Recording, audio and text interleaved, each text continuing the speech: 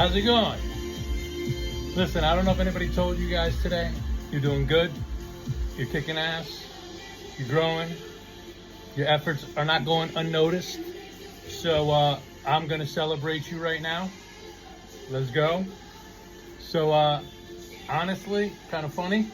I finished up with the call probably around 5, and then right before I was about to hang up, my client was like, "Hey, how do you get to emotional safety? Because that really hits some points." And just as a disclaimer, I guess you would call it, the stuff that I share, like there's a lot of stuff that needs to happen before certain things, and it's just mixed around. I share it as like certain clients at different levels, up here, down here, just starting, whatever. So my thing is like certain stuff where I know it can kind of hit the whole collective. That's what I do. That's why I do it. But just to get to the point of emotional safety, before emotional safety, you have to develop the muscle memory, the habits, and the of emotional intelligence. And then before that, there's like another 3 categories, maybe even 5 if I'm still working and developing all of the stuff, because right now I do have a basis of step by step to get into that total transformation, total change kind of thing. But like in the past, I've worked in places where after like 3 months of being there, they're like, "Yo, how did you raise business X amount? How did you do this?" How I was like, "You guys are only seeing this." I'm like, where this is, there's literally 40 categories of data and information, and that comes to this part, this little thing, but nobody sees it. It's like a carrot, it's in the ground growing, and you're only seeing the top, so you don't know what the hell's going on under there. All right, so real quick, let me just kind of share this with you guys. All right, so emotional intelligence. What is emotional intelligence? The capacity to recognize, understand, and manage one's own emotions, as well as recognize and influence others' emotions. And before we go any further, emotion, right? I always say, emotion equals energy in motion. So if you have people running away from you, if you have certain relationships that always fall, always this, are you energy in motion, the good stuff, or your traumas or your issues or your this? You can't build off of that. You can't grow off of that. You can't find your soul tribe, whatever you want to call it. All right. So emotional intelligence, it's about understanding others. It includes the ability to understand the feelings and viewpoints of others. It's a valuable skill. Unlike IQ, that's a whole nother lesson. Emotional intelligence can be developed over time, leading to a more fulfilling life and workplace. That's what everybody wants, is a more fulfilling life. Something that, when you squeeze the juice, you're gonna get a full glass, not a little shot. All right, so core components of emotional intelligence. Self-awareness, knowing one's own emotion, strengths, and values, and how they affect others.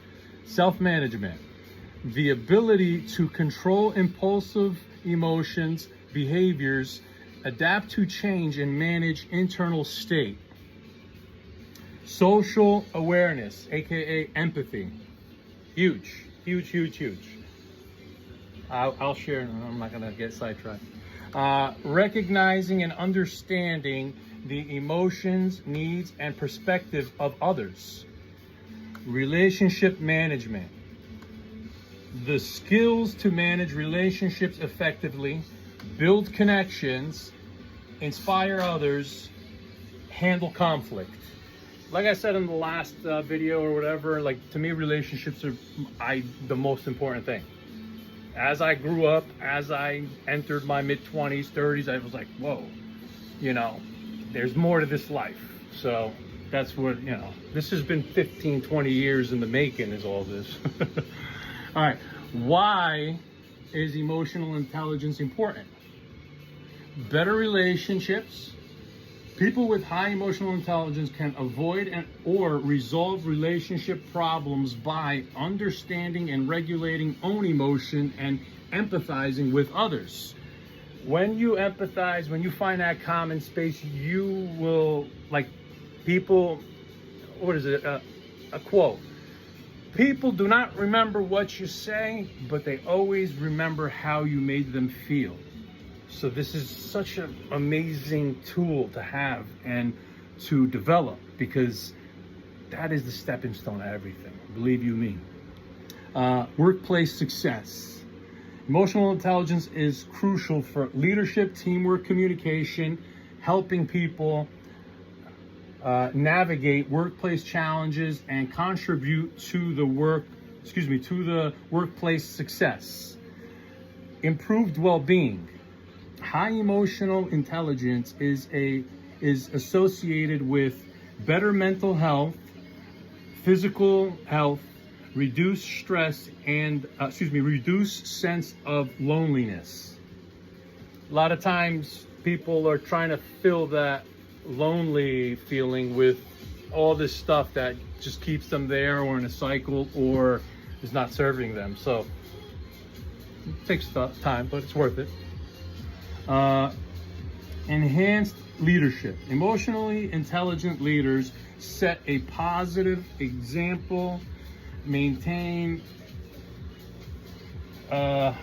compose under pressure, can effectively manage teams through tough times and times of change.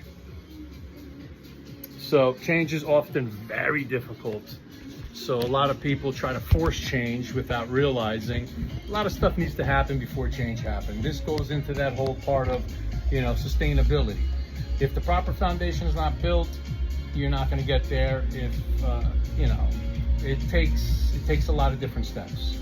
So I figured I would share that with everybody, just so you understand, a lot of other things need to come, before that emotional safety, because it all starts with, as a leader or as a family member, partner, wherever, as the individual. Where are you? How are you? And then those things need to get tweaked, fixed, adjusted, and or discarded, and other things need to be brought in to take that place, and then you go from there. So like I said, it's the stuff that I share is very all across the board, and there's a lot of other stuff that needs to happen before you get there. But you know what?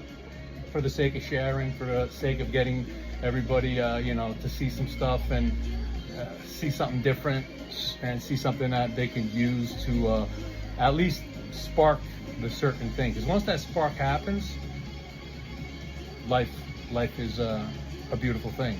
Because just to kind of touch on, like, people with like feeling empty or whatever. If you're feeling empty, 99% of the times, you are not in purpose. Meaning what you should be doing, how you should be doing it, or where, and you're in a wrong seat, the wrong category, wrong avenue, however you want to call it.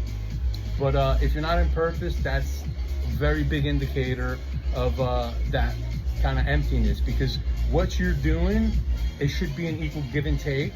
Like, it should feed your soul as you do it. Like, the biggest thing I love the most about this is I'm my own test subject. So all the stuff I talk about, I literally educated myself. I read theses, I read all types of information and books and you name it.